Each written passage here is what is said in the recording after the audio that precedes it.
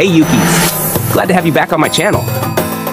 Don't forget to tap the notification bell and hit like and share to support the channel.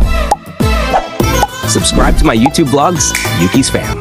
Tara Yukis, samahan nyo ako, kakain tayo dito. Gagamitin ko nga palang plate natin dito. Itong plate na to is set na siya. Meron tong kasamang spoon and fork. Meron ka na ring plate, may bowl, and then yung saucer. Tapos meron din tong ratan na mug holder para hindi mag-transfer yung heat, and then kapag basa para ipapatong natin yan dun sa ratan. Hindi ko siya nagamit ngayon kasi hindi naman tayo mag-juice ngayon or magkakape, kaya ito lang ginamit ko, yung saucer, yung plate, tapos yung bowl is nandun naman. Nakatago lang kasi wala naman tayong sabaw ngayon. Ang ulam natin Yukis dito is sisig, ginataang puso ng saging, and then barbecue. Ang ganda nga pala itong spoon and fork na to kasi hindi siya yung ganun sa normal size. Medyo mahaba siya and malaki itong spoon and fork na to, kaya maganda. Ito nga yung naging favorite kong kainan, itong mga wood na to. Ang maganda sa wood na to is made from acacia wood siya. Kapag umorder kayo nito is meron na tong set, may kasama siyang 10 inches. 10 inches na nga pala itong plate na to, kaya medyo malaki siya. And then meron siyang bowl, and then yung saucer nga. Tapos kaya nagustuhan ko dito kasi kahit mainit na yung mga kinakain nyo, hindi agad siya mag-transfer sa ilalim kasi nga made of wood na siya. And nagustuhan ko nga to kasi medyo malaki yung plate na to, marami kayong malalagay dito.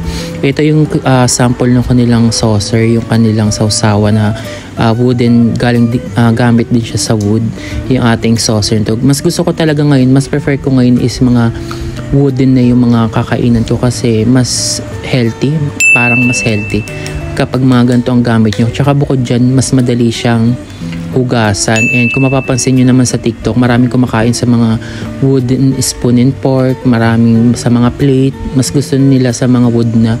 Kahit ako mas gusto ko sa wood kasi mas madaling hugasan din to. Then pag mag-check out kayo nito Yukis, yung ratan nito is separate siya. Hindi siya yung sa mismong, magkaiba kasi sila ng seller. Yung itong set na to, magkabukod yung plate, bowl, saucer, yun yung magkakasama. Tsaka yung may kasama rin nga pala tong chopstick, hindi ko lang napakita dito, may kasama tong chopstick, yun yung magkakasama. Yung ratan, yun yung pinaka-separate nya. Yun, holder yun, parang patungan siya ng mga mug nyo. Kaya maganda rin may ganun kayo sa inyo, may ratan, para kompleto set talaga siya. Tapos Yukis, kung mapapansin nyo, medyo matagal tayo mag-upload sa YouTube kasi nga pinapagsabay-sabay ko ng edit yung vlog natin.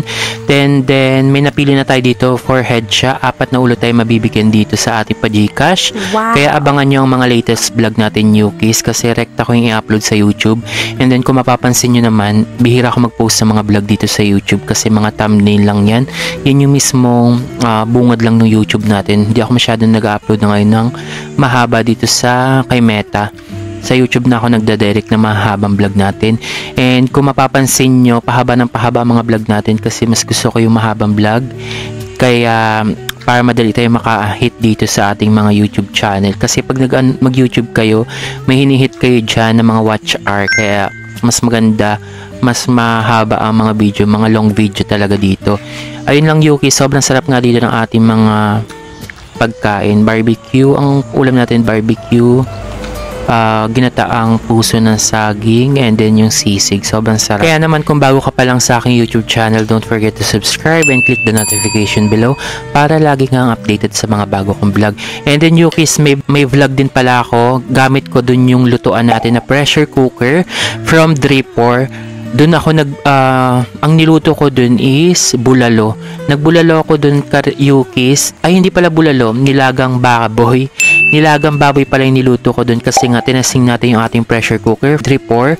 And then ginawan ko siya ng long video. May vlog doon Yukis. Nagluto tayo doon, cooking series yun eh. Doon gamit ang Dripor na pressure cooker. Basta maraming abangan sa vlog kasi iba-iba yan. Merong makeup tutorial, meron tayong cooking series. Then meron din tayong product from Melon PH na tech review. Kaya ayan, 3 yung una kong i-upload.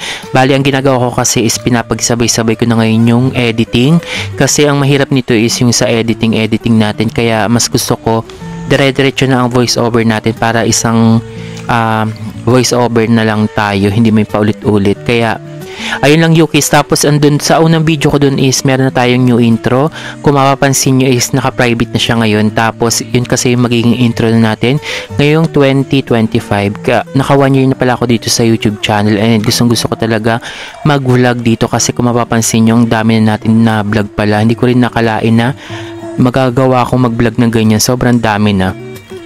Sa bagay, full-time vlogger naman tayo, kaya nagawa din natin mag-vlog ng sobrang dami talaga. Ayun lang Yukis, tapos natutuwa nga pala ako kasi nga ang dami na bumibili sa ating Yellow Basket dito sa ating TikTok affiliate, kaya nagustuhan ko talaga. Tapos marami rin tayong mga pre-sample, hindi ko pa masyado siya na-upload Yukis, kaya ayun din, kasi ang sabay-sabay kasi ito edit ako sa mga affiliate, nag-edit din ako sa YouTube, bali ang dalawa na yan is yun yung ginagawa ko, kaya ayun lang, marami tayong abangan sa ating mga affiliate. Tapos thank you nga pala sa mga umorder sa atin dito sa TikTok natin, nag-affiliate din tayo para meron din tayong extra income. Maganda rin pala yung income dito sa affiliate, lalong-lalo. Tapos ang maganda rin dito, habang tumatagal dumadami yung mga viewers, yung mga views sa TikTok, and then kaya yun, kaya siguro trusted sila dun sa TikTok affiliate ko kasi marami na rin siyang views. Ayun nga, kaya marami din umu-order. Ang karamihan mga na umu-order sa akin is yung mga Anchor, like yung mga silicone. Tapos mga silicone nila sa Anchor speaker nila, sa mga earbuds nila, Bluetooth earbuds nila, yung mga R50R, R50ANC. Marami doon, iba't iba kasi yung mga na-affiliate ko. Kung mapapansin nyo, may mga lights, speaker, mga ganyan sa mga bahay, mga lutuan, mga ganun. And then talagang ngayon kasi ang TikTok affiliate ngayon is kailangan talaga magsasalita ka talaga, and talagang parang inaano mo siya, binebenta mo talaga yung product. Hindi na pwede ngayon, may mga eligible na rin ngayon sa TikTok. Medyo mahigpit na ngayon kay TikTok. Kailangan talaga meron talagang boses or talagang parang binebenta mo talaga siya. Ayun yung pansin ko ngayon kasi sa akin, yung ibang vlog ko din na tugtog lang, nakalagay na parang hindi siya eligible na mga tugtog lang ngayon. Kailangan talaga pinopromote mo talaga yung product, mga ganun nagagamit mo, tapos pinopromote mo talaga. Ayun lang Yukis, kaya patapos na rin tayo kumain Yukis, kaya nga kung bago ka pa lang, don't forget to subscribe and click the notification below. Sa mga tatanong, nag-create ako, may pangatlo na akong Facebook kasi nga nasuspend tayo dito kay Meta dahil nga kakashare natin. Bawal na rin pala mag-share dito sa Meta. Basta maraming bawal ngayon si Meta, kaya nagawa ko ng backup account sa Facebook para in case of emergency. Ayun lang Yukis, thank you for watching, bye!